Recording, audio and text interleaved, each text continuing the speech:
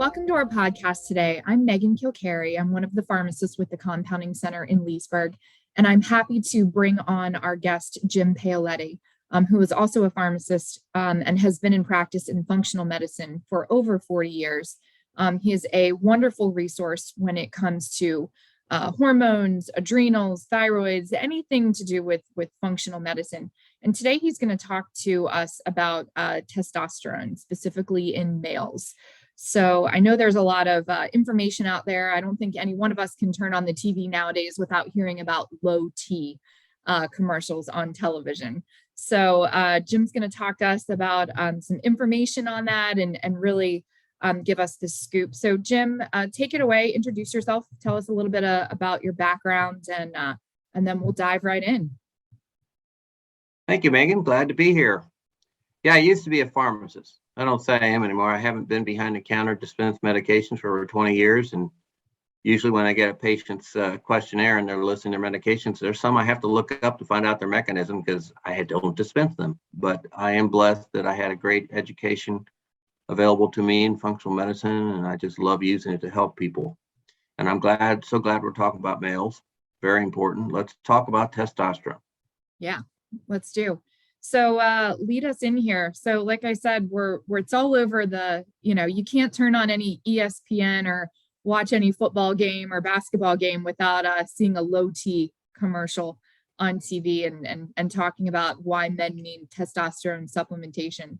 So what is low T? What obviously it's low testosterone, but how do men get here? Yeah, first of all, you have to define what do you mean by low? Is the testosterone level low for the male for his age, or is it low because he has aged? In other words, it's normal for testosterone production to go down.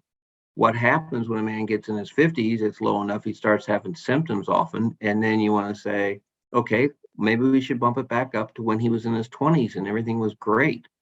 But if you got a 35-year-old come in and his testosterone level is that of a 55 or 65-year-old, then the question is why? This is not a normal decline.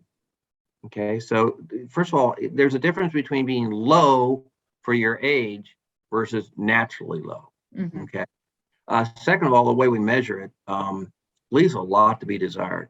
I mean, testosterone levels drop dramatically over a man's life. Yet, if you look at the serum levels, they give you one normal range for all males. Mm. The problem is, if you're in your 20s and your normal testosterone level is a 600, and you're in your 50s and you're running a 350 or 400, you're still normal, but you don't feel normal.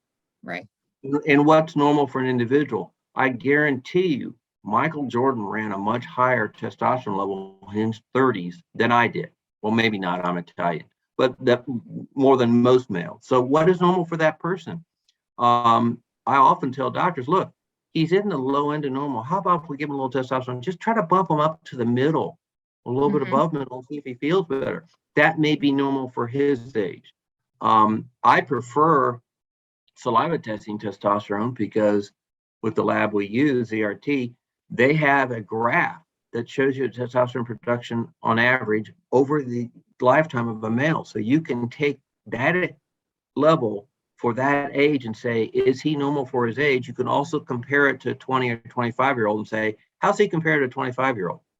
Mm-hmm. So you get a really good picture. With the typical serum testing, it's often a guessing game.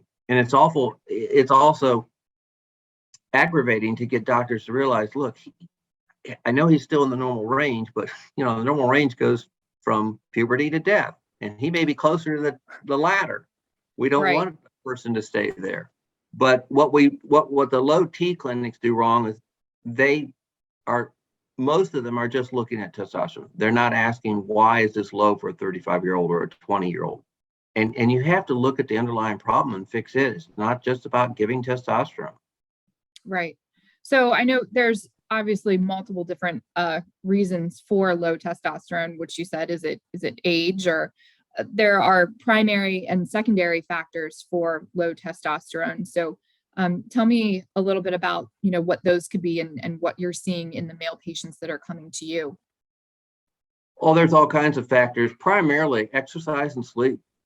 Mm-hmm. If you can get a male to sleep for at least 7 hours a night for a month to 6 weeks, and do good cardiovascular workout at least 3 times a week for that period of time, you can see a 10 to 15% increase in production of testosterone on a natural basis. So if they're just a little bit low for their age, but they have a sedentary lifestyle and they're putting on weight and they have too much insulin that's interfering with testosterone working, you can address those things and fix that. You don't necessarily want to give testosterone, especially to younger males, because testosterone replacement can shrink the gonads. And most patients prefer not to have that happen if they can avoid it. Okay. So I'll look at the age, the situation, and if they're low for their age, you've got a 35-year-old that's got a level of a 55-year-old. I'm going to say, okay, what's the cause? And then you have to measure things like LH and FSH and figure out is this primary or secondary? Is it a pituitary problem? Is there a problem in the signal to the gonads that make it? Or a more common cause that I see is estrogen. Men produce estrogen from testosterone. The enzyme that does that, aromatase, is in fat tissue. So as we get a little bit older and we get in our bad habits as far as eating more fast food, skipping meals, etc., not having time for our exercise routine, etc., we put on weight, we've got more aromatase. So we're converting more testosterone to estrogen. And as we talked in a previous podcast, men are stressed.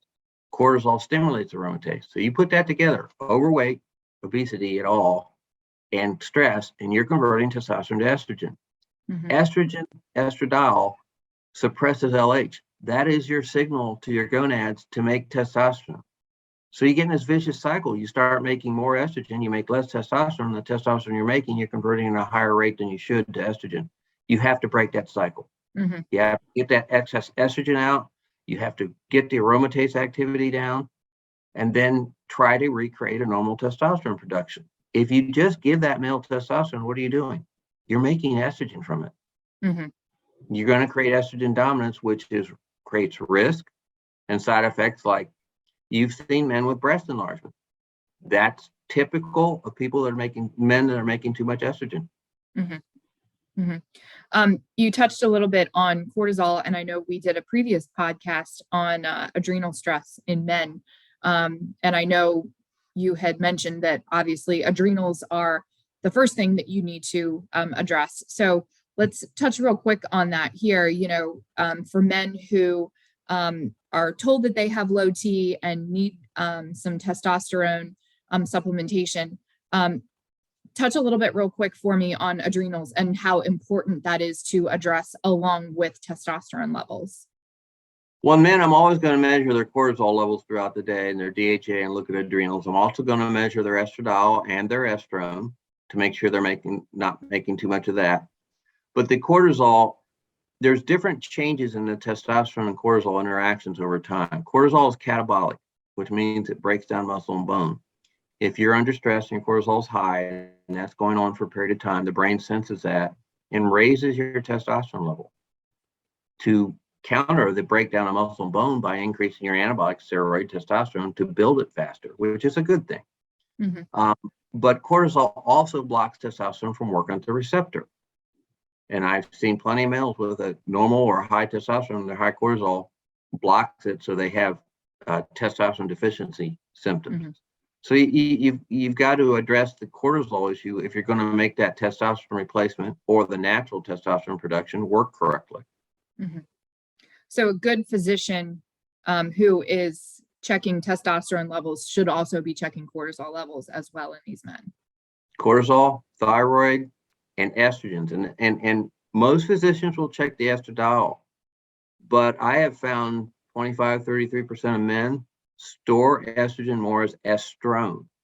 So your estradiol level can look okay. Your estrone can be really high sometimes. So I always check both those estrogens in men. What are some of the recommendations that you give? I mean, obviously testosterone replacement. There's different options for that. There's topicals, there's injectables. What do you like to do? Do you have a preference? Testosterone's been aggravating because it should work really well topically. It does in some men it doesn't. And we don't really know why. Conventional doses are way too high. And if you use conventional dosing of testosterone topically, doctors will give 25, 50, 100 milligrams. Men in their prime make 5 to 6 milligrams a day, but they are improperly monitoring that by using serum levels. If you're using a topical, serum values are not valid. You have to use capillary blood or saliva. When you test those patients on 50 milligrams topical, their testosterone is really high. If you get too much testosterone in the body, after time, the brain will start down-regulating testosterone receptors. Not all receptors in the body, but throughout the body, different places, creating different symptoms. So I've actually had men that come in that have symptoms of excess testosterone and testosterone deficiency at the same time. That's down-regulation from too much testosterone. And they're also then start converting it more over to estrogen. So there's a number of things you can do. If they have too much estrogen, I'm going to look at aromatase inhibitor and, of course, getting the cortisol levels done. I'm going to use, if they have excess estrogen, I'm going to use something like I3C or DIM or a combination of both to speed up estrogen metabolism. There's a couple other things if I need to use, like calcium D-glucarate, try to get more estrogen out of the body. I've got to normalize that testosterone to estrogen ratio. In women, we always talk about the estrogen progesterone ratio. In men, it's the estrogen testosterone ratio. That's critical to you not having symptoms. We got to get that ratio under control. But yeah, we'll do diet and exercise adjustments to try to get that taken care of. Then there's some things like, if they have insulin problems along with that, we'll use some vitamin D, some dietary things, and some magnesium, and we'll try to fix the whole endocrine system. If they have certain risk factors, like a lot of men, cardiovascular risk factors are important. So we'll look at supplementing, bergamot or some aged garlic, things like that. Depends on the individual, what they need. But the primary importance is, hey, get your testosterone to a normal physiological level of a younger person. Get your estrogen, both of them, estradiol and estrogen, to normal physiological levels. Get your cortisol output regulated, and look at thyroid, which is, if you look at thyroid, there's a lot of overlap with symptoms, so you got to address that too. Yeah. What happens when you have a male patient that comes into you and say he's 60, 65 and says, I'm going to feel like I'm 40 again, Jim? How do you do that?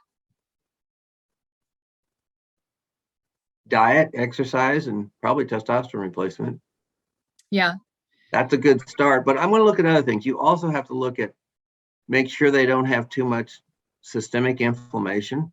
And then if they do, what is the cause of that? I'll have them measure HS-CRP or sedimentary rate to determine if they have high inflammation. If so, we've got to get that under control. They're never going to feel younger if they have too much inflammation in the body. They're going to have aches and pains all the time, high blood pressure, et cetera. So, but yeah, that's it. It can be done. It's just, you have to look at that individual.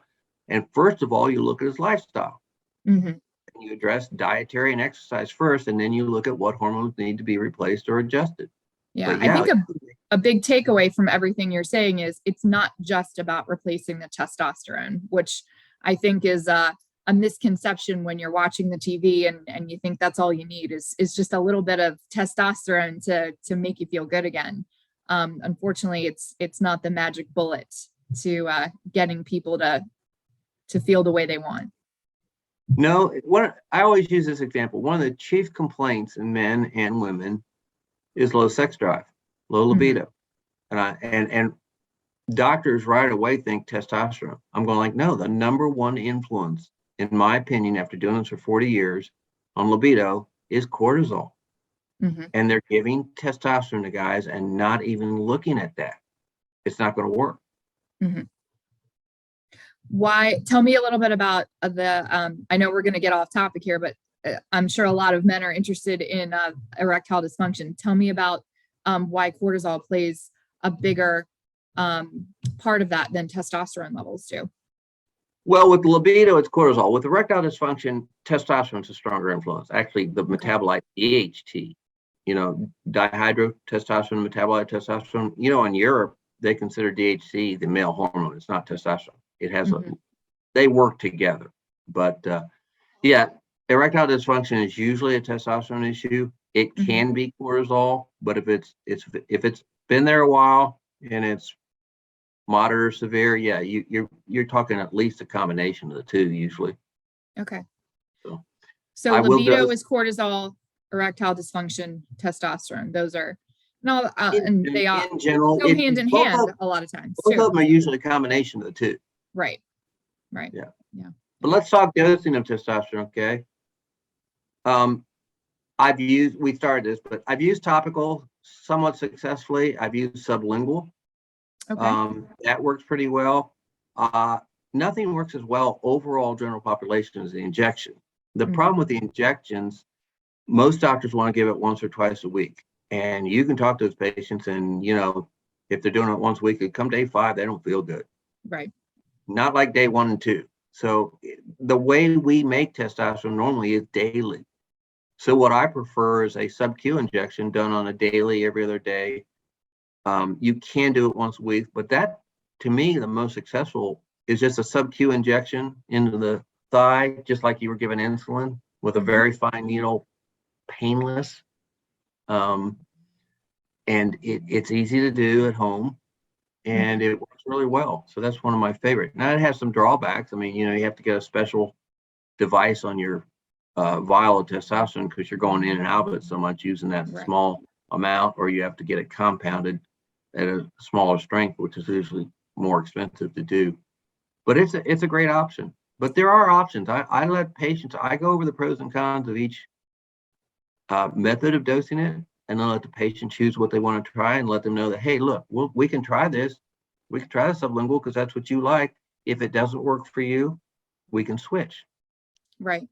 Right.